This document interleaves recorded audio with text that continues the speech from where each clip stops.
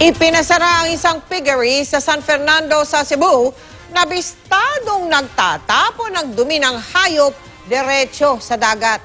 Nakatutok si Rafi Kima. Kung titingnan sa ibabaw, tila walang kakaiba sa bahaging ito ng karagatan sa Barangay Mantalisay, San Fernando sa Cebu. Pero nagsisirin ito ng mga membro ng Philippine Coast Guard. Ito ang tumambad sa kanila, isang tubo na naglalabas ng maruming tubig. Nang kanilang tuntunin, ang 400 metrong tubo nagmumula sa isang malaking piggery farm. At ang inilalabas sa tubo, dumi ng hayop.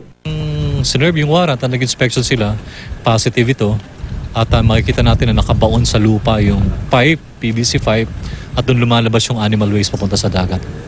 Matagal na raw pinagdududahan na dumidiretso sa dagat ang untreated wastewater mula sa naturang piggery.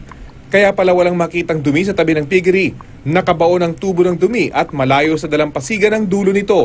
Now that we know kung paano yung kanilang modus, kung paano yung sistema nila, we will look into it at palay ko mahuli sila. Kumuha na ng sample ng dumi ang NBI Environmental Crime Division mula sa piggery mismo para makumpara sa dumi na galing sa tubo. 2 search warrant na kanilang isinilbi sa piggery farm para sa paglabag sa RA 8550 o Fishery Code of the Philippines at RA 9275 o Philippine Clean Water Act. Matapos madiskubre ang paglabag, inaresto ang 4 na katao kabilang na ang may-ari nito. Ipinatigil na rin umano ang operasyon ng piggery. Dahil sa nadiskubre, dadagdagan daw ng Coast Guard ang kanilang inspeksyon sa mga dalampasigan at baybayin. Yun nga, proactively inspect yung mga baka mamaya sa mga ibang lugar, hindi lang sa Cebu, doon sa mga cities na malapit sa dagat o sa mga ilog, dapat inspekan din.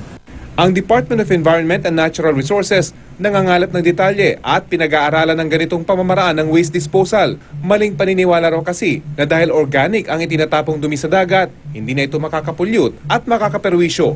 Rafi Tima, nakatutok, 24 oras.